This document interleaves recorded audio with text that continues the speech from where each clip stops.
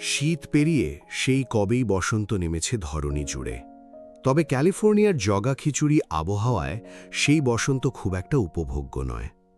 শীতাতপ নিয়ন্ত্রিত ঘর থেকে 2 কদম বাইরে দিলেই যেন যত্রতত্র শীত বুড়ি এসে জড়িয়ে নিচ্ছে আষ্টপৃষ্ঠে। দীর্ঘদিন ধরে বইতে থাকা শীতের সেই দাঁত কাঁপানো কনকনে হাওয়াকে হটিয়ে আজ সকাল সকাল বাসন্তী হিমেল হাওয়া বইছে পুরো ক্যালিফোর্নিয়া টু স্যান ফ্রান্সিসকো জুড়ে। নাক টেনে বুক ভরে বাতাস নিলে মনে হয় এটা শহুরে জনবহুল স্টেট থেকে আসা কোনো দূষিত বাতাস নয়, বরং প্রশান্ত মহাসাগর ছাপিয়ে আসা বিশুদ্ধ দক্ষিণা বাতাস। বাতাসের তালে তাল মিলিয়ে ভেসে আসছে চেরি ব্লসমের দারুণ মিষ্টি সুবাস। হাইওয়ে বা জনবহুল কোনো ফুটপাত কিংবা নামি দামি কর্পোরেট অফিস, চেরি ব্লসমের কারণে আজকাল সব জায়গাকেই কেমন ফুলের বাগান মনে হয়। বছর 3 আগে কেনা কীর্তিকের ডুপ্লেক্স বাড়িটার ফ্রন্ট ইয়ার্ডেও 2টো চেরি ব্লসম গাছ রয়েছে। কালো ফেন্স গেটটার 2 ধারে পাহারাদারের মতোই সর্বক্ষণ পাহারায় দাঁড়িয়ে তারা। বসন্ত হওয়ার দরুন চেরি ব্লসমের ভারে কেমন নুয়ে পড়েছে গাছ দুটো। অরু এক ঝলক গেটের দুপাশে ব্লসম সজ্জিত গাছের দিকে তাকাচ্ছে, তো পলক ফেলে আবার কীর্তিকের দিকে, যে এই মুহূর্তে কপাল কুঁচকে রেখে শক্ত মুখে অরুর দিকেই তাকিয়ে আছে। ফর্মাল ড্রেস আপ, হাতে ম্যাকবুক, চোখে মুখে কঠিন বিরক্তির ছাপ। গত 5 মিনিট যাবৎ এভাবেই চলমান মূর্তি হয়ে হলরুমে দাঁড়িয়ে আছে কীর্তিক, আর অরু চোখ ছোট ছোট করে তাকিয়ে আছে কীর্তিকের মুখের পানে, যেন কীর্তিক জাদুঘরে সংরক্ষিত কোনো বিশেষ বস্তু, সেটাকে খুঁটিয়ে খুঁটিয়ে না দেখলেই নয়। তবে কীর্তিকের মতো রকজোটে মানুষের কাছে ব্যাপারটা বেশ বিরক্তিকর। কথা নেই বার্তা নেই, পথ আটকে দাঁড়িয়ে আছে স্ট্রেঞ্জ। একটানা একই জায়গায় বিনা বাক্যে দাঁড়িয়ে থাকতে থাকতে এতক্ষণে সেই বিরক্তি কয়েক গুণ বেড়ে গিয়ে পৌঁছল 7ম আসমানে। সেই কখন থেকে পথ আটকে খাম্বার মতো দাঁড়িয়ে আছিস? কি সমস্যা? অরু চোখে কয়েকবার পলক ফেলে, ঢোক গিলে অস্ফুটে শুধায়, ভাবছি আপনি কি আসলেই কালকের সেই মানুষটা যে ওভাবে বল নাচ? Shut up! অরুর কথা মাঝপথেই আটকে গেল। আমি বয়সে তোর থেকে কত বড় তা খেয়াল না রেখেই যা মুখে আসছে তাই বলে দিচ্ছিস? স্টুপিড একটা! ধমক খেয়ে অরু মুখ কাচুমাচু করে বলল, আপনি বড় সে তো আমিও জানি, আর তাই তো আরও বেশি আশ্চর্য হচ্ছি। কালকের আপনাকে তো আমি চিনতেই পারছিলাম না, জানেন? কেমন কেমন যেন লাগছিল আপনাকে। আর ওই চোখগুলো।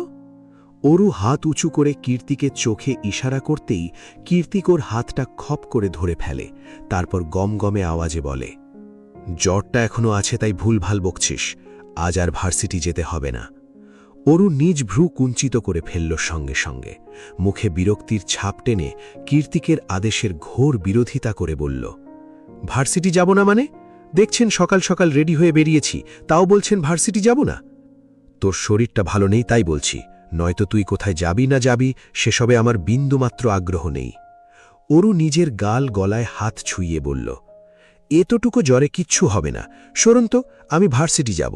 আজ নিখিল ভাইয়ের সাথে ট্যুরের ব্যাপারে দরকারি কথা বলা রাখ। তপ্ত গালে খড়খড়ে হাতের শক্ত চাপ অনুভব করতেই উরুর কথা মাঝপথে আটকে গেল। কীর্তিকের হঠাৎ আক্রমণে সস্থান থেকে কয়েক কদম পিছিয়ে উরুর পিঠ গিয়ে ঠেকল কাঁচ লাগানো প্রশস্ত দেওয়ালে। কীর্তিক এমনভাবে চোয়াল চেপে ধরেছে যেন মনে হচ্ছে এক্ষুনি গাল ফেটে রক্ত বেরিয়ে আসবে। কীর্তিক নিজ হাতের বাঁধন ঢিলে না করেই রুষ্ট কণ্ঠে বলল, আমি বলেছি না, তার মানে নাই। কথার উপর পাল্টা যুক্তি আমার একদম পছন্দ নয় অরু। একদিন একটু নরম বিহেভিয়ার দেখেছিস বলে এই না যে আমি প্রতিদিন সেটা কন্টিনিউ করব। এখন যেটা দেখছিস এটাই আমি, রুড, উগ্র, বেপরোয়া। আর এই রুড মানুষটাকেই সারা জীবন সহ্য করতে হবে তোর। And this is my second warning. Next time আর ওয়ার্নিং দিতে আসবো না, ডিরেক্ট অ্যাকশন নেব। Mark my words. অরুর মুখ থেকে অস্পষ্ট সুরে কথা বেরোলো এতক্ষণে, লাগছে আমার।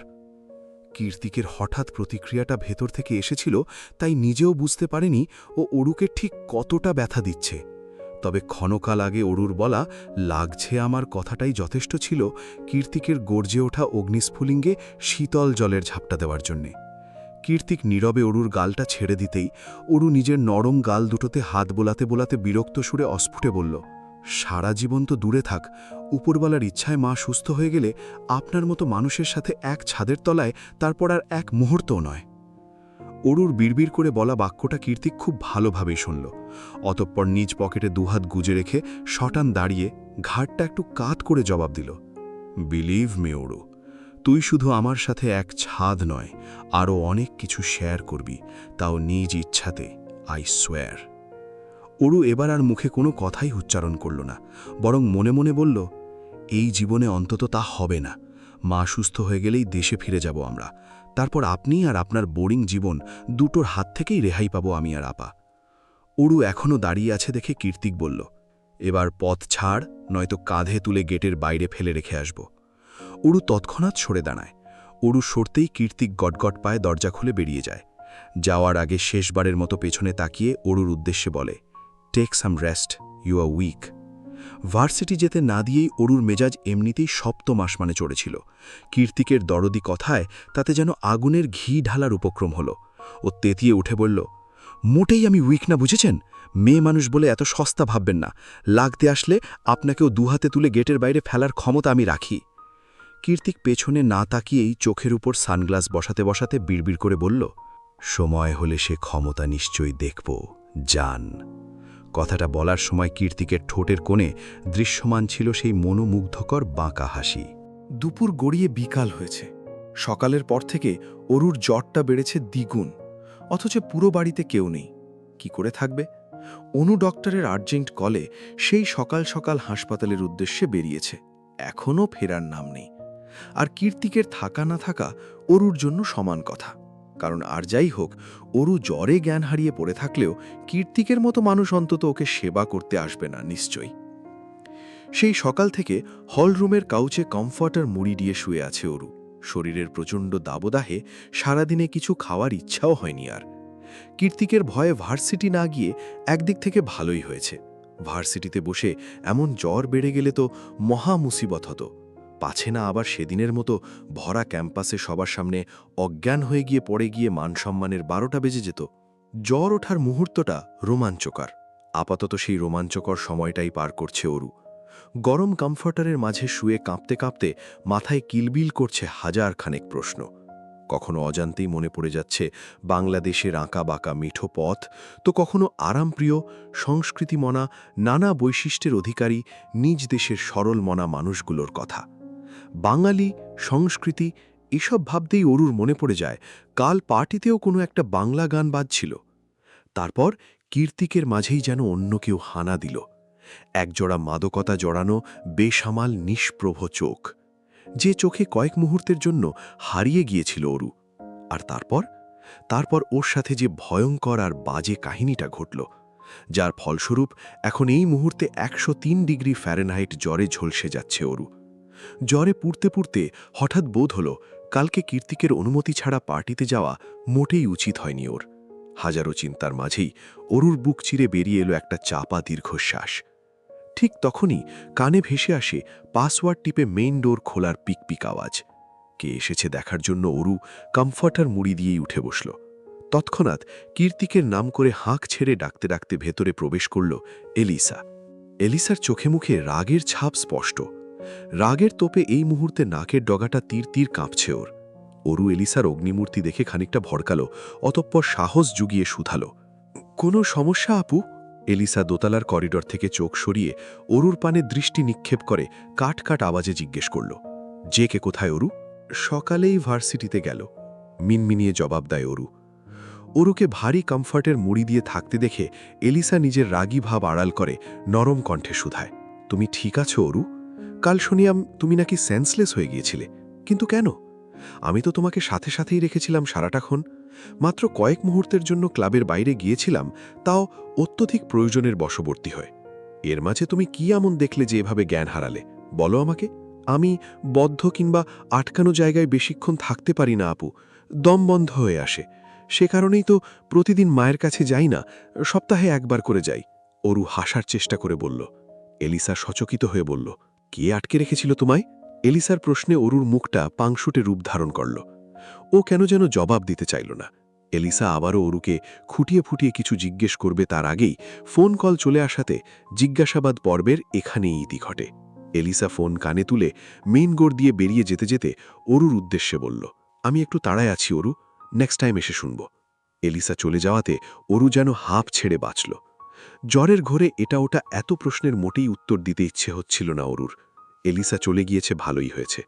মুখে আটকে রাখা দমটা এক নিঃশ্বাসে বের করে দিয়ে আবারও সাবধানে কমফর্টের মুড়ি দিয়ে শুয়ে পড়ল অরু। ঠিকঠাক হয়ে শুতে শুতে অস্ফুটেই বলল, এলিসা আপু হঠাৎ কীর্তিক ভাইয়ার খোঁজ করছে কেন, তাও বাড়ি বয়ে এসে? ফোন করলেই তো হয়। অদ্ভুত মানুষ। ভার্সিটির গেটে এসে দাঁড়াতেই সিকিউরিটি গার্ডটা এলিসার পথ আটকে দাঁড়াল। অতপর প্রশিক্ষণপ্রাপ্ত রোবটের ন্যায় একনাগাড়ে বলল, সরি ম্যাম, আইডি কার্ড ছাড়া ভেতরে প্রবেশ অ্যালাউড না। এলিসা মাথা নিচু করে কথাটা শুনল। অতপর নিজের অ্যাথলেটিক 5 আঙুল মুষ্টিবদ্ধ করে সিকিউরিটি গার্ডের নাক বরাবর একনাগাড়ে 2-3টে পাঞ্চ বসিয়ে কটমটিয়ে বলল, কে আটকাবে আমায়? বল, কে আটকাবে? এলিসার শক্ত হাতের ঘুষি খেয়ে সিকিউরিটি লোকটা সেখানেই পড়ে রইল। আর এলিসা ঢুকে গেল ক্যাম্পাসের ভেতর। ভার্সিটিতে নিজের অফিস রুমে বসে ম্যাকবুকে খুব মনোযোগ দিয়ে কিছু একটা দেখছে কীর্তিক। গভীর মনোযোগ দিয়ে দেখার দরুন সুন্দর চোখ দুটো স্ক্রিনেই আটকে আছে। সেই সাথে খানিক বাদে বাদে অজান্তেই দাঁত দিয়ে নিজের অধর কামড়ে ধরছেও। ব্যাপারটা বেশ চমৎকার দেখাচ্ছে। এই দৃশ্যটা এক পলক দেখলে যে কোনো মেয়ের মুখ থেকেই বেরোবে একটা বাক্য, হাউ ম্যানলি।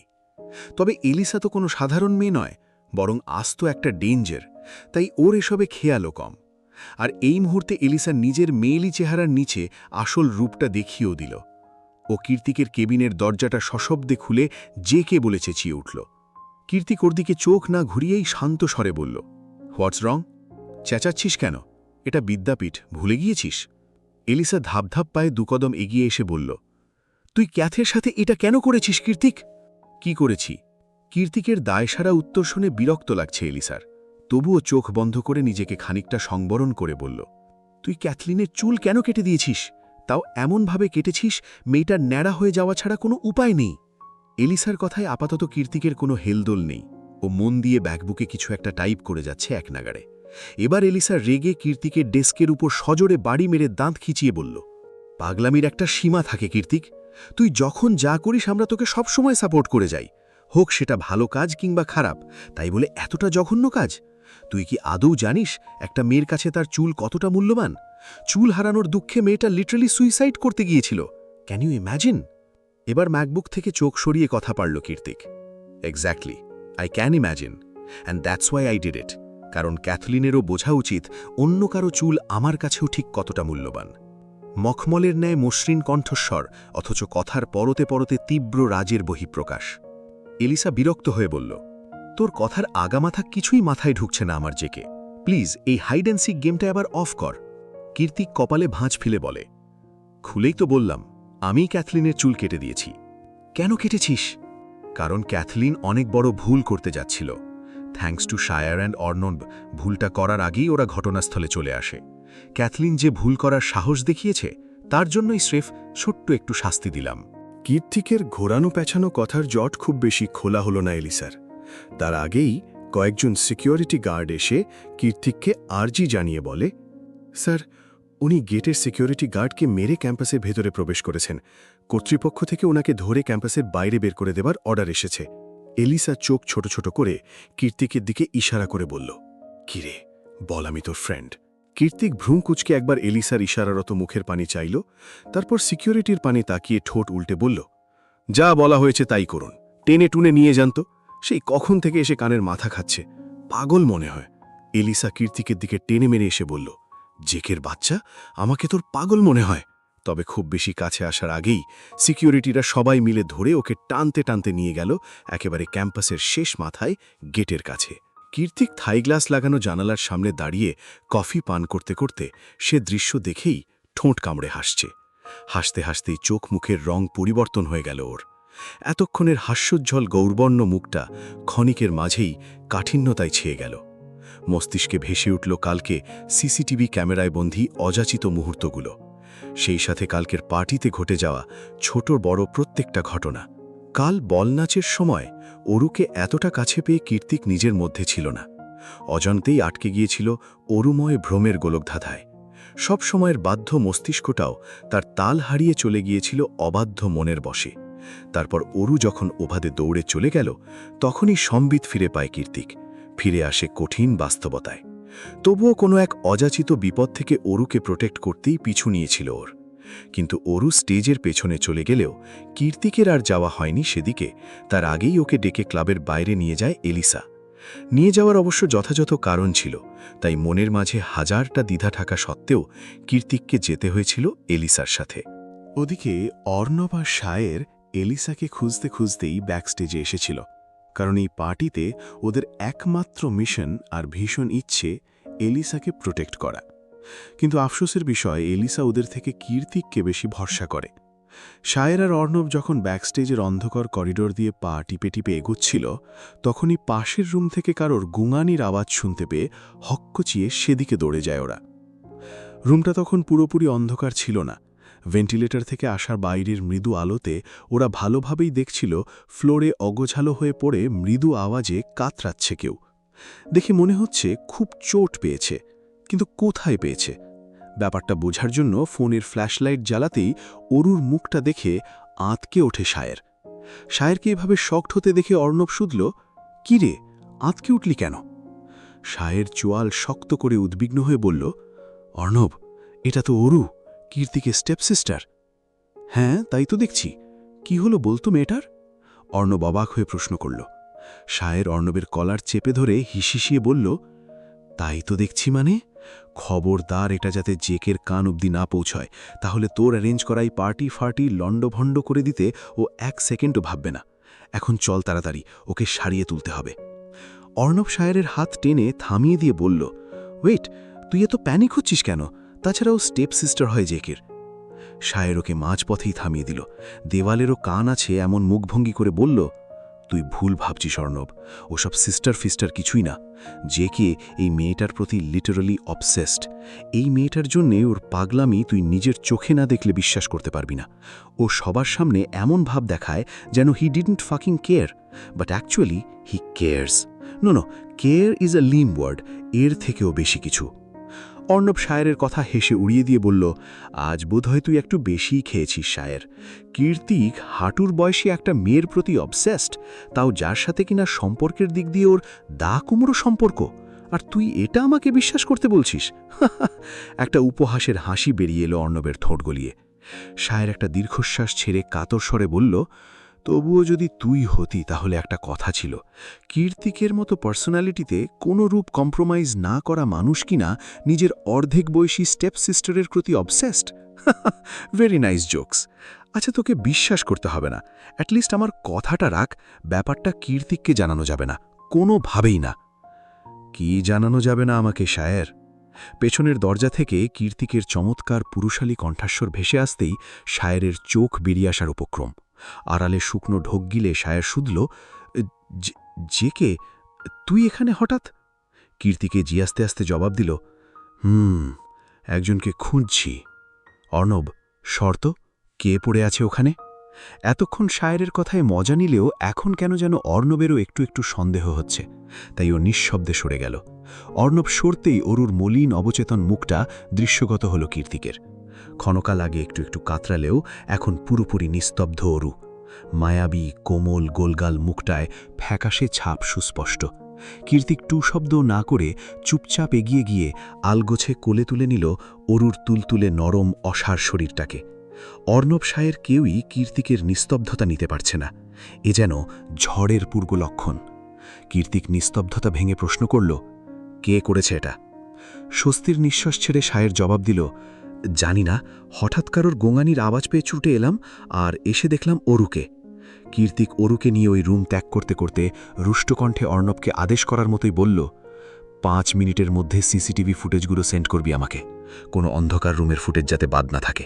ঘড়ির কাঁটা তখন 11 ঘর ছুঁই ছুঁই। বাইরে হাড় কাঁপানো ঠান্ডা। রাস্তাটা পুরোপুরি নিস্তব্ধতায় ছেয়ে আছে। একের পর এক সোডিয়ামের নিয়ন আলো পেছনে ফেলে সামনে এগোচ্ছে কীর্তিকের কালো রঙের মার্সিডিজটা। নিজে ড্রাইভিং সিটে বসে খুব সাবধানে প্যাসেঞ্জার সিটে অরুকে বসিয়ে সিট বেল্ট লাগিয়ে দিয়েছে কীর্তিক। মাথাটা সাবধানে রেখে দিয়েছে গাড়ির ব্যাক সিটে। যাতে অরুর কোনোরূপ কষ্ট না হয় তাই হাইওয়ে রাস্তাতেও খুব অল্প স্পিডে ড্রাইভ করছে কীর্তিক। কিন্তু ভেতরের কুণ্ডলি পাকানো ক্রোধের তোপে বারবার নিজের অজান্তেই সেই স্পিড বেড়ে যাচ্ছে দ্বিগুণ। পরক্ষণেই অরুর মলিন অচেতন মায়া মায়া মুখের পানে তাকিয়ে সেই স্পিড কমিয়ে আনছে পুনরায়। এমনভাবেই মেজাজের তারতম্য চলছিল পুরো রাস্তা জুড়ে, কিন্তু হঠাৎ করেই ফোনের ভাইব্রেট আওয়াজ পেয়ে পুরোপুরি গাড়ি থামিয়ে দিল কীর্তিক। অতঃপর ব্লুটুথ কানে লাগিয়ে ফোনের ভিডিও চেক করতে করতে কীর্তিক শান্ত গলায় বলল, হ্যাঁ বল অর্ণব। অর্ণব নিচু স্বরে বলল, বলছি যে যেই কাজটা করেছে তার সাথে কি করবি? কীর্তিকের ফোনে ততক্ষণে আসল কালপ্রিটের চেহারা ভেসে উঠেছে। কীর্তিক চোয়াল শক্ত করে বলল, তাকে তার কাজের পারিশ্রমিক দেব। কল কেটে ভিডিওতে মনোযোগ দিল কীর্তিক, যেখানে স্পষ্ট দেখা যাচ্ছে ক্যাথলিনের মুখের সামনে ফ্ল্যাশলাইট জ্বালানো। ও প্রথমে অরুকে রেগেমেগে কিছু বলে, তারপর জামার আড়াল থেকে কিছু একটা বের করে অরুর মুখের সামনে স্প্রে করতেই অচেতন হয়ে মাটিতে লুটিয়ে পড়ে অরু। অরু যখন পুরোপুরি অচেতন, ঠিক তখনই এর থেকেও ভয়ঙ্কর কাজ করতে উদ্যত হয় ক্যাথলিন। ও কোথা থেকে যেন একটা কাঁচি এনে অরুর চুলগুলো মুষ্টিবদ্ধ করে ধরে সেগুলো কাটার জন্য উদ্যত হবে, ঠিক তখনই সায়ার আর অর্ণব চলে আসে ওখানে, আর ক্যাথলিন লুকিয়ে পড়ে ডেকোরেশনের স্তূপাকার কাপড় চোপড়ের আড়ালে। কীর্তিক বিড়বিড়িয়ে বলল, তার মানে ক্যাথলিন এখনও পার্টিতে উপস্থিত। অতঃপর মোবাইলটা আগের জায়গায় রেখে অচেতন অরুর দিকে খানিক ঝুঁকে গিয়ে কীর্তিক মৃদু আওয়াজে বলল, আমার কথা কেন শোনিস না বলতো? কে আছে এই দুনিয়ায় যে আমার মতো করে তোকে প্রোটেক্ট করবে?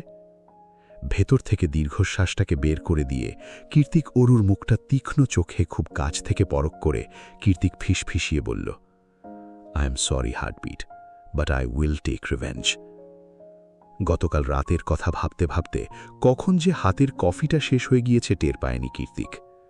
কিন্তু যখন টের পেল মগটা পুরোপুরি খালি হয়ে গিয়েছে, তখনও কফিহীন চ্যাটচ্যাটে মগটার দিকে তাকিয়ে কীর্তিক বাঁকা হেসে বলল, সরি ক্যাথলিন, তুমি আমার বেস্ট ফ্রেন্ডের কাজিন, কিন্তু তুমি তো খুব বড় ভুল করেছ, আমার দুর্বলতায় হাত দিয়ে ফেলেছ, তাই ছোটখাটো শাস্তি তো তোমাকে পেতেই হতো। কীর্তিক নিজ কথা শেষ করে সিরামিকের কফির মগটা আস্তে করে ফেলে দিল মেঝেতে। সঙ্গে সঙ্গে বিকট ঝনঝন আওয়াজে মুখরিত হল পুরো অফিস রুম। এত কিছুর পরেও কীর্তিকের মস্তিষ্কে একটা প্রশ্ন গেঁথেই রয়, সবকিছু রেখে শুধুমাত্র অরুর চুলই কেন কাটতে গিয়েছিল ক্যাথলিন? দিনের অন্তিম প্রহর চলমান, সূর্য পশ্চিম আকাশে মিলিয়ে গিয়েছে সেই কবেই। তাও সূক্ষ্ম সোনালি মিয়ে যাওয়া আলোর ছটা দেখে মনে হয় রাত নামেনি, এখনো সন্ধেবেলাতেই আটকে আছে প্রকৃতি। পশ্চিম আকাশে সূর্যের শেষ আলোটুকু হানা দিলেও পূব আকাশে ঠিক তার বিপরীত, সেথায় ঘন কালো মেঘ গুড়গুড় করছে, এক পলক তাকালে মনে হয় এক্ষুনি তুফান ধেয়ে আসবে। ভর সন্ধেবেলায় মেঘমল্লারের গুড়গুড়ামি আর দমকা হাওয়া পেছনে ফেলেই বাসায় ফিরেছে কীর্তিক। সাধারণত সপ্তাহে 3 দিন ম্যাক্রো ইকোনমিক্সের উপর ক্লাস থাকে কীর্তিকের। এছাড়া বাকিটা সময় পাহাড়ি দুর্গম কোনো রাস্তায় বাইক রাইডিং, নয়তো অন্ধকার রুমে শুয়ে বসে অডিও বুক শুনে কাটিয়ে দেয় ও।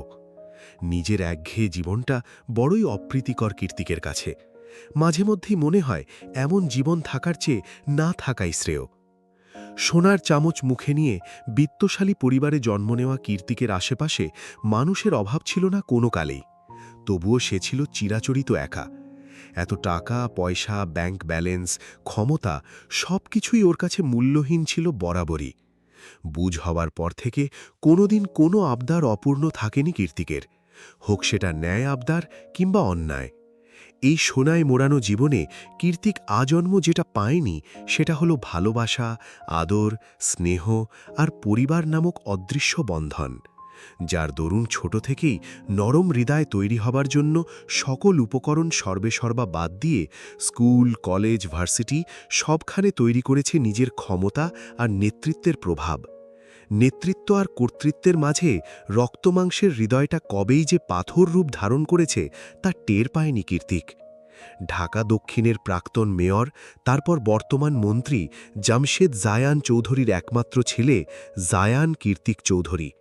পাবলিক ভার্সিটির বাঘা বাঘা ছাত্র নেতা থেকে শুরু করে এলাকার ছোট বড় পাতি নেতা সবাই সমীহ করে চলত নর্থ সাউথে পড়া অবাঙালি চেহারার কীর্তিককে।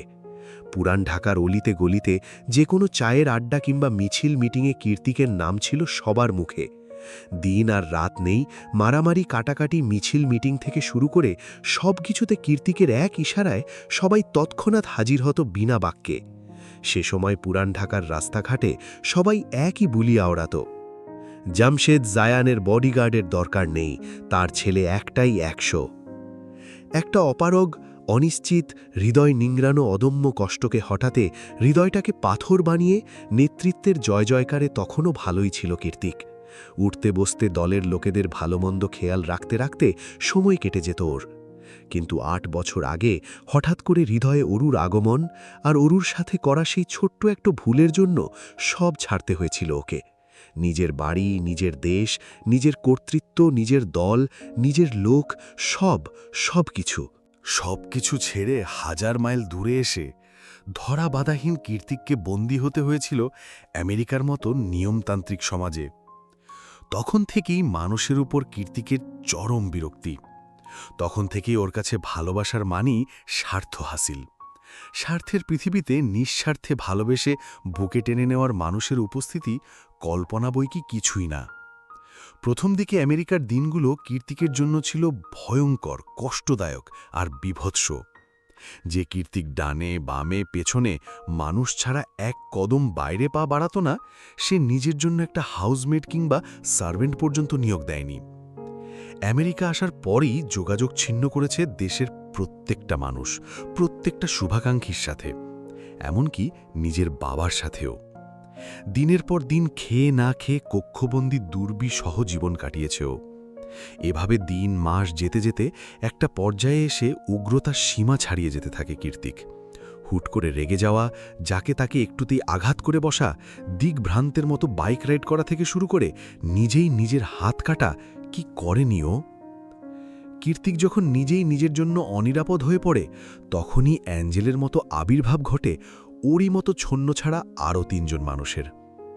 তাদের জীবনেও ভালোবাসার বড্ড অভাব। এক একজনের জীবন যেন এক একটা ট্র্যাজেডি। লিসা, অর্ণব বা সায়রী পরক্ষণে সাইকিয়াট্রিস্টের পরামর্শে একটু একটু করে স্বাভাবিক করে তোলে কীর্তিককে। ওই জন্যই তো কীর্তিকের হাউস পাসওয়ার্ড প্রতিবার হ্যাক করে ওরা, আর সাইকিয়াট্রিস্টের পরামর্শ মতেই প্রত্যেক উইকেন্ডে একজন না একজন চলে আসে জনমানবহীন শুনশান এই শহরতলিতে। আর অরু, সে তো তখন খুব ছোট। কীর্তিকের পুরুষালী হৃদয়ে হঠাৎ করে জন্মানো অজানা মায়া, অজানা অনুভূতি, অজানা আসক্তি কিছুই ওর বোধগম্য নয় তখন। তবুও কীর্তিকের অরুর ওপর আকাশসম রাগ, জেদ আর অভিমানের ছড়াছড়ি। ৮ বছর পরে এসেও না অরুকে ভুলতে পেরেছে, আর না নিজের রাগটা অরুর ওপর ঠিকভাবে প্রয়োগ করতে পেরেছে। এত বছর পর আবারও আটকে পড়েছে সেই পুরনো মায়াডোরে। কেনই বা পড়বে না? অরুর প্রতি কীর্তিকের আসক্তিটা যে ১-২ দিনের নয়। তার ওপর অরু এখন সদ্য যৌবনে পা রাখা অষ্টাদশী রমণী। কীর্তিক যখন মায়ায় পড়েছিল তখন নিতান্তই কিশোরী অরু, গরণ বরণও তেমনই ছিল। আর এখন সর্বাঙ্গের রূপের ছড়াছড়ি তার, কি নেই? ভালোবাসাহীন একাকী হৃদয়ের কীর্তিকের অদম্য বাসনা পূরণের জন্য সব কিছুই উপস্থিত ওর মাঝে। তাহলে কীর্তিক কেন পারছে না খুব সহজে অরুকে আপন করে নিতে? কীর্তিক তো সমাজের নিয়ম কিংবা নিন্দে কোনোটাতেই পরোয়া করে না কোনো কালেই। তবু হৃদয় মাঝারে কেন এই পাহাড় সমদূরত্ব? আপাতত নিজ মনোগহীনের অযাচিত প্রশ্নের কোনো উত্তরে নেই কীর্তিকের কাছে। তাই পেছনের কথা মাথা থেকে ঝেড়ে ফেলে দিয়ে ভেতরের দীর্ঘশ্বাস নিংড়ে বের করে পাসওয়ার্ড টিপে মেইন ডোরের লক খুলে ঘরের দিকে পা বাড়ায় কীর্তিক। পুরো হলরুম না, পুরো বাড়ি ঘুটঘুটে অন্ধকারে ছেয়ে আছে। তিমিরে ঢাকা ঘরের দুয়ারে পা রাখা মাত্রই পায়ের কাছে নরম কিছুর অনুভূতি হতে ভ্রুকুঞ্চিত করে নেয় কীর্তিক। তারপর মেঝের দিকে তাকিয়ে অন্ধকারে জ্বলতে থাকা সবুজ চোখজোড়া দেখে বুঝতে পারে এটা অরুর নেউটে বিড়ালটা। বিড়াল এখানে, তাহলে অরু কই? তাছাড়া বিড়াল সব জায়গায় গেলেও ঘুণাক্ষরেও কীর্তিকের সামনে আসে না। তাহলে আজ হলোটা কি? আশ্চর্য, বিড়ালের এমন আকস্মিক গায়ে মাখামাখি ভাব দেখে ভাবনায় পড়ে গেল কীর্তিক। তাই দেরি না করে দ্রুত পায়ে এগিয়ে গেল লাইটের সুইচবোর্ডের কাছে। অন্ধকারে কীর্তিক নতুন হাঁটছে না, তাই সুইচবোর্ড পর্যন্ত যেতে মোবাইলের আলো জ্বালানোর আর প্রয়োজন পড়েনি ওর। একযোগে পুরো বাড়ির প্রত্যেকটা রুমের আলো জ্বালিয়ে ডোরাকে খুঁজতে দরজার দিকে চোখ রাখল কীর্তিক। কই, দরজার কাছে তো নেই তাহলে? চারিদিকে হাতড়িয়ে একটু পর খেয়াল করল বিড়ালটা ওর পায়ের কাছে দাঁড়িয়ে লেজ নাড়ছে। বিড়ালের দিকে কটমটিয়ে তাকিয়ে কীর্তিক বিরক্ত স্বরে বলল, হোয়াটস রং? কাপড় নোংরা করছিস কেন? এক্ষুনি দূরে যা বলছি, নয়তো তোকেও তোর মালকিনের মতো চড়িয়ে গাল লাল করে দেব। কীর্তিকের বাংলা ইংরেজি মিলানো ধমকেও কাজ হল না। ডোরা আগের ন্যায়ই দাঁড়িয়ে আছে। সেই দেখে কীর্তিক 2 কদম পিছিয়ে গিয়ে বলল, ইউজলেস ক্যাট, কথা না শুনলে একদম ঘর থেকে বের করে দেব। যেমন মালকিন তেমন পোষা বিড়াল, নিজে সারাদিন বেয়াদবি করে করে বিড়ালটাকেও বেয়াদবি শিক্ষা দিয়েছে। ইচ্ছে করছে দুটোকেই ধরে আছাড় মারি। ডোরার দিক থেকে পাকানো চোখ সরিয়ে কীর্তিক করিডোরের দিকে তাকিয়ে চেঁচিয়ে বলল, কোথায় তোর বেয়াদব মালকিনটা? কতবার বলেছি আমার চোখের সামনে যাতে এই নিউটে বিড়ালটা না আসে, একে দেখলে আমার ইরিটেটিং হয়। অরু, এই অরু, এক্ষুনি নাম, নয়তো তোর বিড়ালকে ঘাড় ধরে বের করে দেব আমি। অরু। ডোরা কাউচের সামনে গিয়ে মিয়াও মিয়াও করছে দেখে ক্ষিপ্ত কীর্তিকের চোখ গেল সেদিকেই। দেখল কাউচের ওপর জুবুথুবু হয়ে কমফর্টের মুড়ি দিয়ে শুয়ে আছে অরু। হাঁটু সমান লম্বা খোলা চুলগুলো মেঝেতে গড়াগড়ি খাচ্ছে ওর। দেখে মনে হচ্ছে চেতনা নেই। অরুকে এমন অসাড় হয়ে শুয়ে থাকতে দেখে ক্ষণিকের মাঝে হৃৎপিণ্ড ধড়াক করে উঠল কীর্তিকের। এতক্ষণ ধরে মাথা চাড়া দিয়ে ওঠা মেজাজটা দপ করে নিভে গিয়ে অজানা ভয়ে ছেয়ে গেল মস্তিষ্ক। ও 1 পা 2 পা করে এগিয়ে হাঁটু গেড়ে কাউচের সামনে অরুর মুখোমুখি হয়ে বসে পড়ল। অতঃপর কীর্তিক মৃদু আওয়াজে ডেকে উঠল, অরু। অরু নিশ্চুপ। গলার মাঝে কাঁটার মতো তীক্ষ্ণ কিছু বিজছে মনে হচ্ছে। গলার স্বর বেরোবার জো নেই। কীর্তিক সেটাকে পুরোপুরি অগ্রাহ্য করে আবারও অরুকে ডাকল, অরু। এবার গলার স্বরটা আরও খানিকটা নরম শোনাল ওর। 1 বার, 2 বার, 3 বারের সময় ব্যস্ত হয়ে পড়ল কীর্তিক। ভেতরে জমিয়ে রাখা দূরত্ব, জড়তা, অভিমান, আক্রোশ সবকিছুকে সাইডে সরিয়ে 2 হাতে আঁজলা করে ধরল অরুর জ্বরে লাল টকটকে হয়ে যাওয়া মুখটাকে। অতঃপর কীর্তিক উদ্গ্রীব হয়ে অরুর মুখমণ্ডল ঝাঁকিয়ে বলল, অরু, এই Aru, sweetheart, can you hear me? এই প্রথম মনে মনে নয়, বরং মুখ ফুটে অরুকে আদুরে নামে ডাকছিল কীর্তিক। যদিও কীর্তিকের আপাতত কোনো কিছুতেই খেয়াল নেই, ও তো স্রেফ অরুকে জাগিয়ে তুলতে চাইছে। অবশেষে প্রায় আধা ঘন্টার প্রচেষ্টায় ঢুলু ঢুলু করে চোখ খোলে অরু। দেখেই বোঝা যাচ্ছে ওর চোখের দৃষ্টি ঘোলাটে। তীব্র জ্বরে কি যেন বিড়বিড় করছে অস্পষ্ট আওয়াজে। অরু চোখ খুলেছে দেখে স্বস্তির নিঃশ্বাস ছাড়ে কীর্তিক। মনে মনে ঠিক করে এখনই একবার ডাক্তারকে কল করে আনতে হবে। কিন্তু ওর ভাবনার ছেদ ঘটে তপ্ত দুটো নরম হাতের ছোঁয়া পেয়ে। জ্বরের ঘোরেই 2 হাতে কীর্তিকের গলা জড়িয়ে ধরেছে অরু। কীর্তিক সে অবস্থাতেই স্থির হয়ে বসে আছে, যেন নড়াচড়া করতেই ভুলে গিয়েছে ও। এবার পাশ ফিরে শুয়ে নিজের হাত দুটো আরও শক্ত করে নিল অরু। সঙ্গে সঙ্গে অরুর দিকে ঝোঁকে পড়ল কীর্তিক। অরুর তপ্ত প্রশ্বাস, কাঁপা কাঁপা অধর আর নিঃশ্বাসের তালে তাল মিলিয়ে বারবার ওঠানামা করা ধনুকের মতো শরীরটা এক ঝনক পরক করে দ্রুত চোখ নামিয়ে নেয় কীর্তিক। অরু জ্বরে পুড়ছে। এই সময় নিজের মস্তিষ্কের অযাচিত কামুক চিন্তাধারাগুলো এক ধাক্কায় সরিয়ে দিয়ে ও জ্বরের ঘোরে থাকা অরুকে শুধাল, Kirtik, Aru, can I touch you? অস্পষ্ট সুরে কিছু একটা বিড়বিড়ালো অরু। কীর্তিকের কান অবধি তা পৌঁছায়নি। তাও নিজের কোট আর টাইয়ের নটটা খুলে সেগুলোকে এক প্রকার ছুঁড়ে ফেলে কাউচের উপর উঠে বসে কমফোর্টার সহই আলগুছে অরুকে কোলের মাঝে নিয়ে নিল কীর্তিক। কমফোর্টার আর কীর্তিকের শরীরে রোমে মুহূর্তেই মুখের বিড়বিড়ানি বন্ধ হল অরুর। মনে হয় শীত কমেছে। কীর্তিক অরুর পানে তাকিয়ে ব্যথিত কণ্ঠে বলল, কীর্তিক, এমন কেন করি শুরু? আমাকে কি একটু আপন ভাবা যায় না? একটা কল দিলে কি হতো? আমি না হয় খুব খারাপ, অনুকে কি কল দেওয়া যেত না? এত বেখেয়ালি কেন তুই? তুই এমন করলে আমার অগোছালো জীবনটা কি সাজাবে বল? অরুর কাছ থেকে জবাব আসে না, আসার কথাও না। অরু তো এখন নিজের মাঝেই নেই। কীর্তিক একটু থেমে আবার বলল, কীর্তিক, এখন তুই জ্বরের ঘোরে আছিস, কিছু বললেও মনে থাকবে না তোর, রাইট? এখন যদি আমি বলি। কীর্তিক কয়েক সেকেন্ড চুপ রইল, তারপর গলার স্বর শক্ত করে বলল, কিছু না, তোর যথেষ্ট বয়স হয়েছে বোঝার, আর আমাকেও তোর বুঝেই নিতে হবে। নেক্সট টাইম নিখিল নিখিল করলে তোকে চিবিয়ে খাবো আমি। সেই সাথে ওই ধূর্ত নিখিলকেও পুঁতে রেখে দিয়ে আসব। বেশ অনেকটা সময় পর অরুকে কোলে তুলে রুমে শুইয়ে দিয়ে আবারও নিচে নামে কীর্তিক। ফর্মাল শার্টের ওপরেই অ্যাপ্রন পরে পুরো রুম গুছিয়ে ফেলে সে। তারপর কিচেনে গিয়ে হোয়াইট পরিজ বানিয়ে নিয়ে যায় অরুর কাছে। মাথার জলপট্টিটা উল্টে দিয়ে অরুর মুখে একটু একটু পরিজ দিতে দিতে কীর্তিক অনুতপ্ত সুরে বলল, কীর্তিক, আমি খুব খারাপ তাই না? সবসময় কষ্ট দিই তোকে, কথার আঘাতে হৃদয়টা বিষিয়ে দিই। কি করব বল, তোর জন্যই আমি এমন। ক্যাফের সর্বশেষ কাস্টমারকে বিদায় জানিয়ে মাত্রই পার্ট টাইম শেষ করে বেরিয়েছে অনু। আজ কাজের অনেক চাপ ছিল, তার উপর সেই সকালে বেরিয়েছে। আসার আগে দেখে এসেছে অরুর শরীরটা ভালো নেই, তাই দুশ্চিন্তামুক্ত হতে ফোন বের করে ডায়াল করল কীর্তিকের বাসার ল্যান্ডলাইনে। কিন্তু দুঃখের বিষয় কলটা কেউ তুলল না। বাইরে ঝুম বৃষ্টি হচ্ছে। অনু অবশ্য ছাতা নিয়েই এসেছে সাথে করে, তাই আর বৃষ্টি কমার অপেক্ষা না করে বেরিয়ে পড়ল বাড়ির উদ্দেশ্যে। রাতের বেলায় ঝুম বৃষ্টিতে পিচ ঢালা রাস্তা গড়িয়ে গড়িয়ে পানি পড়ছে গিয়ে ঢালু জমিনে। কুর্তি আর স্কিনি ডেনিম পরিহিতা অনু সেই বৃষ্টির পানিতে চুবিয়ে চুবিয়ে হাঁটছে ঠিক ছোটবেলার মতো। এভাবে কিছুক্ষণ হাঁটতে হাঁটতে অনু খেয়াল করেও একা নয়, ওর পাশে আরও একজন ওর সাথে তাল মেলাচ্ছে। বিস্ময়ে বিভল হয়ে অনু ছাতা তুলতেই দেখতে পায় পরিচিত সেই হাসি মুখখানা।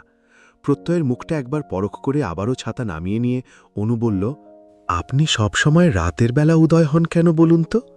প্রত্যয় মৃদু হেসে বলল, কারণ আমি চাঁদ। অনু অবাক হয়ে বলল, কি বললেন? প্রত্যয় এবার নিজের ছাতাটা উঁচিয়ে বলল, দিনের বেলা অফিস থাকে ম্যাডাম, নিজের কাজ জ্যাকের কাজ দুটো একসাথে সামলাতে হয়। অনু কৌতূহলী হয়ে বলল, আপনি কীর্তিক ভাইয়াকে ভাই ডাকেন কেন? প্রত্যয় শান্ত গলায় বলল, সে আমার বহু পুরনো বড় ভাই, সেজন্য। অনু মৃদুস্বরে বলল, আর আপনার পরিবার? প্রত্যয় ধীরস্থিরভাবে বলল, সবাই আছে বিডিতে। প্রত্যয় উল্টে প্রশ্ন ছুড়ে দিয়ে বলল, আপনার মা তো কোম্পানির চেয়ারম্যান, তাহলে এত কষ্ট করে পার্ট টাইম কেন করেন? অনুর আত্মসম্মান প্রগাঢ়। নিতান্তই ঠেকায় পড়ে মাকে নিয়ে এত দূর এসেছে। অনুর কথার টোনে তা স্পষ্ট বোধগম্য হল প্রত্যয়ের। তাইও এসব ফিনান্সিয়াল কথার বাইরে গিয়ে আন্তরিকভাবে বলল, আপনার মা এখন কেমন আছেন?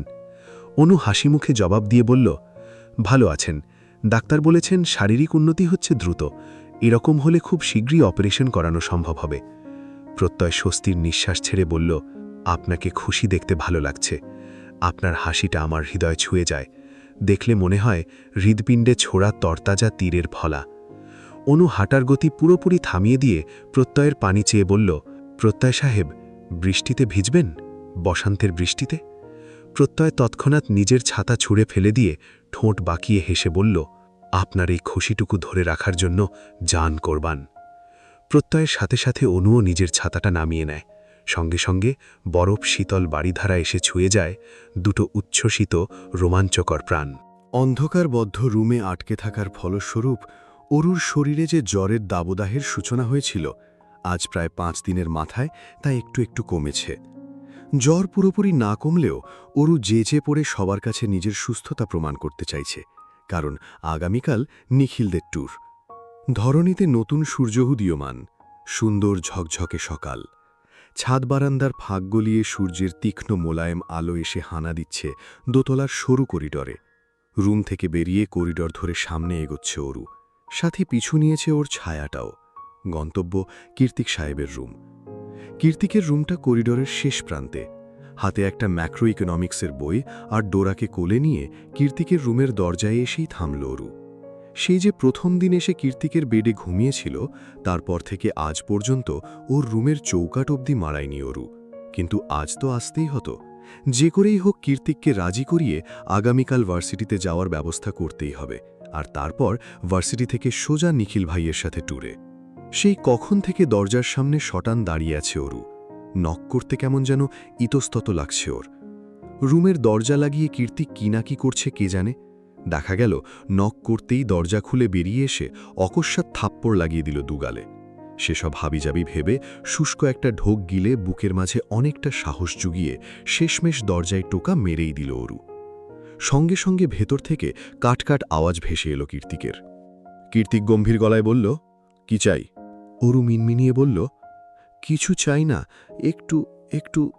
অরু কথা শেষ করার আগেই কীর্তিক নীরস কণ্ঠে বলল, দরজা খোলাই আছে, কীর্তিকের জবাব শুনে অরু তাড়াহুড়ো করে ডোরাকে কোল থেকে নামিয়ে নিজের শরীরটা ঝেড়ে ঝুড়ে ভেতরে প্রবেশ করে। ভেতরে ঢুকতেই অরু দেখতে পায় কীর্তিক তোয়ালে দিয়ে চুল মুছছে। পরনের ট্রাউজার আর টি শার্ট দুটোর রঙই কালো। মনে হচ্ছে শাওয়ার শেষে মাত্রই বেরিয়েছে সে। পুরো রুম জুড়ে স্যান্ডেলউড পারফিউম আর মাতাল করা পুরুষালী গন্ধ মোমো করছে। কীর্তিকের রুমে কীর্তিকেরই সামনে দাঁড়িয়ে অরু বেহায়াদের মতো মনে মনে ভাবছে, আচ্ছা, রুম থেকেই এত সুন্দর সুঘ্রাণ বেরোচ্ছে, তাহলে ওনার শরীরের গন্ধটা কেমন? ওনার বউ তো মনে হয় ওনার শরীরের সুঘ্রাণেই পাগল হয়ে যাবে। আপন মনকে দাঁত খিচিয়ে অরুর অন্য মনটা বলে ওঠে, ছি ছি, আবারও ভুলভাল ভাবছি, তবা তবা। অরুকে ফ্লোরের দিকে তাকিয়ে ভাবনায় ডুবে থাকতে দেখে কীর্তিক ভ্রু কুঁচকে বলল, কিছু বলার না থাকলে যেতে পারিস, আমি রেডি হব, ম্যাচ আছে। অরু তৎক্ষণাৎ ভ্রম থেকে বেরিয়ে এসে বলল, ইয়ে মানে একটু পড়া বুঝতে এসেছিলাম, কিছুতেই মাথায় ঢুকছে না। অরু পড়া বুঝতে এসেছে, তাও কীর্তিকের কাছে? ব্যাপারটা মোটেও বিশ্বাসযোগ্য নয়। নিশ্চয়ই ঘাবলা আছে। সেটা খুব ভালোভাবেই বুঝতে পেরেছে কীর্তিক। তবুও অরুর উদ্দেশ্য ধরার জন্য কীর্তিক গম্ভীর গলায় বলল, আমি যখন ক্লাসে লেকচার দিই তখন মন কোথায় থাকে তোর? বিশ্বাস কর অরু, ফার্স্ট সেমিস্টারে ফেল করলে তোকে আর পড়াবো না আমি। অরু ঠোঁট উল্টে বলল, এত কথা কেন শোনাচ্ছেন? দিন না একটু বুঝিয়ে। টিচার হন আপনি, আমার স্টুডেন্টের প্রতি এইটুকুনি কর্তব্য তো আছে নাকি? কীর্তিক অবহেলার স্বরে বলল, তোর আমাকে কর্তব্য শেখাতে হবে না, এসব কর্তব্য টর্তব্যের ধারধারি না আমি। অরু জানে ও কিছুতেই কীর্তিকের সাথে তর্কে পেরে উঠবে না, তাই দমে গিয়ে নরম সুরে অনুনয় করে বলল, দিন না প্লিজ। অরুর অনুরোধে বোধহয় কাজ হল। কীর্তিক অরুর মুখের ওপর নিজ তোয়ালেটা ছুঁড়ে মেরে বলল, ঠিক আছে, বুঝিয়ে দেব, তার আগে কাজ শেষ কর। অরু কয়েক কদম এগিয়ে এসে কীর্তিকের মুখ বরাবর দাঁড়িয়ে ওর চুল ছোঁয়ার চেষ্টা করছে। পা উঁচু করে 2 আঙুলের ওপর দাঁড়িয়ে তোয়ালে দিয়ে কীর্তিকের চুল মুছতে যাবে, তার আগেই কীর্তিক ওকে ঠেলে সরিয়ে দিয়ে বলল, হয়েছে, আর লাগবে না। এইটুকু কাজ সেটাও ঠিকমতো করতে পারিস না। বিয়ে হয়ে গেলে তখন কি করবি? অরু মিনমিনিয়ে বলল, খাম্বার মতো দাঁড়িয়েছিলেন কেন? মাথাটা একটু নোয়ানো যেত না? কীর্তিক তীক্ষ্ণ গলায় শুধাল, কিছু বললি? অরু না সূচক মাথা নাড়ল। কীর্তিক প্রশ্ন ছুড়ে দিয়ে বলল, কোন টপিকটা দেখিয়ে দিতে হবে? অরু বই সমেত কীর্তিকের দিকে এগিয়ে এলেই ওকে মাঝপথে থামিয়ে দিয়ে কীর্তিক বলে, খবরদার, কাছে আসবি না, যা বলার ওখানে দাঁড়িয়ে বল। অরু অবাক হয়ে প্রশ্ন করল, কাছে না এলে পড়া বুঝব কি করে? কীর্তিক কর্কশ্বরে বলল, সে আমি জানি না, তুই আমার কাছে আসবি না, ব্যাস। অরু অসহায় মুখে কীর্তিকের পানে তাকিয়ে আছে, আর কীর্তিক তীর্যক চোখে অরুর আগা গোড়া পরক করছে। কালো ফ্রক আর লেগিংস, সেই সাথে মেঘের মতো ঘন কালো লম্বা চুল, সব কিছু কালো রং দিয়ে মুড়িয়ে রাখায় ফর্সা শরীরটা যেন জলজল করছে ওর। দেখলেই কেমন চোখ ধরে যায়, হৃদয়টা নিষ্পিস করে। কিছু একটা ভেবে কীর্তিক অরুর উদ্দেশ্যে বলল, তুই স্টাডি টেবিলে গিয়ে বস, আমি এখান থেকেই বুঝিয়ে দিচ্ছি। অরু কীর্তিকের কথা মতো তাই করল, গিয়ে বসল কীর্তিকের অত্যাধুনিক টেবিল চেয়ারে। এরপর শুরু হলো কীর্তিকের প্রফেশনাল আচরণ। একে একে পুরো চ্যাপ্টারের প্রত্যেকটা টপিকের উপর টানা 1 ঘন্টা লেকচার দিয়ে তবেই থামল সে। এই 1 ঘন্টায় অরু 5 মিনিট ঠিকমতো শুনেছে কিনা সন্দেহ। ও কতক্ষণ নিখিল ভাইয়ের কথা ভেবেছে, তো কতক্ষণ চোখ ঘুরিয়ে ঘুরিয়ে কীর্তিকের রুমটা পর্যবেক্ষণ করেছে। পুরো রুমটা গ্রে থিমে সাজানো, সবকিছুতেই কেমন অন্ধকার অন্ধকার ভাব। দেখলে মনে হবে রুমের সব আসবাবপত্র মুখ গোমরা করে বসে আছে। যেমন মালিক তেমন তার ঘর। বোরিং। কি বোরিং? কীর্তিকের হঠাৎ ছোড়া প্রশ্নে কম্পিত হয়ে উঠল অরু। মুখ ফসকে কখন যে কথা বেরিয়েছে সে খেয়াল নেই ওর। দাঁত দিয়ে জিভ কেটে তাড়াহুড়ো করে উত্তর দিল, আপনাকে বলিনি, রুমের কথা বলেছিলাম। কীর্তিক নিজের কপালে গম্ভীরতার ভাঁজ টেনে এগিয়ে এসে অরুর গাল চেপে ধরে বলল, আমার মূল্যবান সময় নষ্ট করছিস কেন? কি চাস, সত্যি করে বল। কীর্তিকের রক্তচক্ষুর দিকে এক পলক তাকিয়ে চোখ নামিয়ে অরু বলল, আমি কাল ভার্সিটিতে যেতে চাই। কেন, কাল কি আছে? নিখিলের ব্যাপারটা পুরোপুরি এড়িয়ে গিয়ে অরু বলল, একদিনের একটা ট্যুর আছে, শুধু আমাদের ব্যাচ, সবাই যাবে, তাই আমিও যেতে চাই। কীর্তিক কিছুক্ষণ নিষ্প্রভ তাকিয়ে রইল অরুর মুখের পানে, তারপর বেশ সাবলীলভাবে জবাব দিল, okay fine, you can go. কীর্তিকের সম্মতি পাওয়ার সাথে সাথে অরুর বুক থেকে যেন পাথর নেমে গেল। চোখ দুটো চিকচিক করে উঠল খুশিতে। সবচেয়ে কঠিন কাজ সম্পাদন করার মতোই আনন্দ হতে লাগল ভেতরে ভেতরে। ও আর কীর্তিকের রোড়ে বসে থাকল না, কারণ এখানে তো ওর আর কোনো কাজ নেই, তাই নাচতে নাচতে বেরিয়ে গেল রুম থেকে। বুকে দুহাত গুজে টেবিলে হেলান দিয়ে দাঁড়িয়ে অরুর যাওয়ার পানে তাকিয়ে কীর্তিক নিচু স্বরে বলল, কি সুন্দর মিথ্যে কথা বলতে শিখেছিস জান। কথাগুলো বলার সময় অগ্নিস্ফুলিঙ্গের মতোই চোখ দুটো জলজল করছিল ওর। বিকেলবেলা এলিসা আর অর্ণব এসেছে ক্যাথলিনের ডরমিটারিতে। গত 1 সপ্তাহ ধরে মেয়েটার কোনো হদিস নেই। এলিসার বাবা জেল থেকে ছাড়া পেয়েছে কয়েক মাস হলো।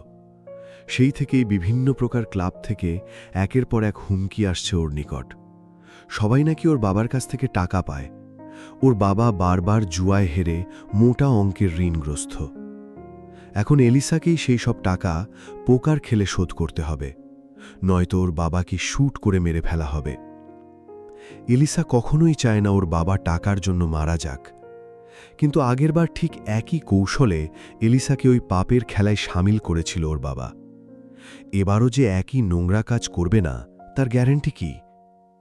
কারণ ওর বাবার কাছে এলিসা মেয়ে নয়, কেবলই টাকা বানানোর মেশিন মাত্র। সেবার কীর্তিক, অর্ণব আর সায়রের সাহায্যে জুয়ার জগৎ থেকে বের হতে পেরেছিল এলিসা। অথচ বছর ঘুরতে না ঘুরতেই আবার সেই একই পিছুটান ওকে তাড়িয়ে বেড়াচ্ছে যত্রতত্র। এলিসা জানে এবার আর এত সহজে সবটা সমাধান হবে না। এবার হয়তো সত্যিই ওর বাবা জুয়ারিদের হাতে মারা পড়বে। মারা পড়লে পড়ুক, তবু আর ওই পাপের খেলা খেলবে না এলিসা। নিজের মধ্যে গুমোট হয়ে কুণ্ডলি পাকানো এত এত দুশ্চিন্তার মাঝেই ক্যাথলিনের সাথে কি থেকে কি হয়ে গেল। ওরই বেস্ট ফ্রেন্ড এই নিন্দনীয় কাজটা করেছে ভাবতেই লজ্জায় মাথা কাটা যাচ্ছে এলিসার। এলিসা বিরক্তির সাথে ফসফস করে বলল, ক্যাথলিন মেয়েটা জেকে চোখে হারাত, অথচ জেকে এটা কি করল? পাশ থেকে অর্ণব শান্ত গলায় বলল, ক্যাথলিনের আগেই বোঝা উচিত ছিল ও যার লেজে পা দিয়েছে সে কোনো ঢোড়া সাপ না, বরং বিষ দিয়ে ভরা ড্র্যাগন।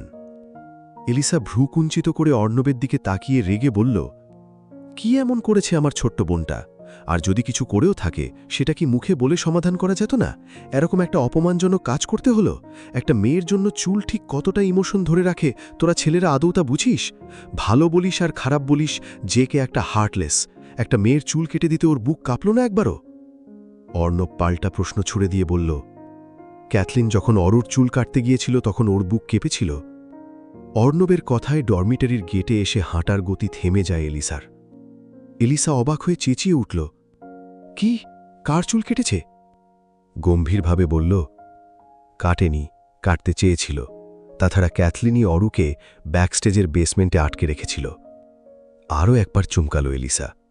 সে বিভ্রান্ত হয়ে বলল, খ্যাতে সব কেন করতে যাবে? অর্ণব এলিসার হাতটা ধরে এগোতে এগোতে বলল, সেটা তো আমারও প্রশ্ন। চল এবার ক্যাথলিনকে দেখে আসি। এলিসা এক ঝটকায় নিজের হাত ছাড়িয়ে রূঢ় কণ্ঠে বলল, হাত ধরেছিস কোন অধিকারে? হাত ছাড়। অর্ণব পুনরায় ওর হাতটা শক্ত করে ধরে অধিকারের সুরে বলল, তোকে আমি ভালোবাসি, বিয়ে করব, তুই আমার ভবিষ্যৎ বাচ্চার মা, সেই অধিকারে ধরেছি। এখন চুপচাপ চল। ডরমিটরিতে এসে আধা ঘন্টা যাবৎ ডাকাডাকির পরে রুমের দরজা খুলল ক্যাথলিন। ওর চোখ মুখের অবস্থা বিভৎস। দেখেই বোঝা যাচ্ছে সারা দিন রাত একাকার করে কেঁদেছে।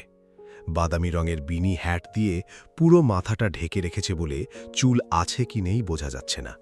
অ্যালিসাকে দেখে পুনরায় আরও এক পশলা কেঁদে ভাসালো ক্যাথলিন। ক্যাথলিন ফুপিয়ে কেঁদে বলল, আপু, জেকে ভাইয়া আমার সাথে এসব কেন করল বলো তো? অ্যালিসা ওর মাথায় হাত বুলিয়ে অবাক হয়ে শুধালো, এইসব মানে? ক্যাথলিন হিচকি টেনে জানায়, শুধু চুল কাটা নয়, সেদিন কীর্তিকের বাসায় ইলেকট্রিক শকটাও কীর্তিক ইচ্ছে করেই দিয়েছে। ক্যাথলিনের কথায় অ্যালিসা আর অর্ণবের চোখ কপালে। অ্যালিসা উদ্বিগ্ন হয়ে শুধালো, তুই কি করে জানলি কাজটা কীর্তিক করেছে? ক্যাথলিন কাঁপা গলায় বলল, জেকে ভাইয়া নিজ মুখে বলেছে। পেছন থেকে অর্ণব গম্ভীর হয়ে শুধালো, কি বলেছে? ক্যাথলিন শিউরে উঠে বলল, বলেছে তুমি আমার হৃদয়ে আঘাত করেছ, তাই তোমাকে সেদিন ইলেকট্রিক শকটা আমিই দিয়েছি। আর আজ আবারও একই ভুল করেছ, তাই আজও শাস্তি দেব। জানো আপু, তখন আমি জেকে ভাইয়াকে চিনতেই পারছিলাম না, কি ভয়ানক দেখতে লাগছিল। আর তারপর কথাটুকু শেষ করার আগেই ডুকরে কেঁদে উঠল ক্যাথলিন। অর্ণব দাঁত দিয়ে ঠোঁট কামড়ে বিড়বিড় করে বলল, Shayar was completely right. He is obsessed with his stepsister. Holy sheet.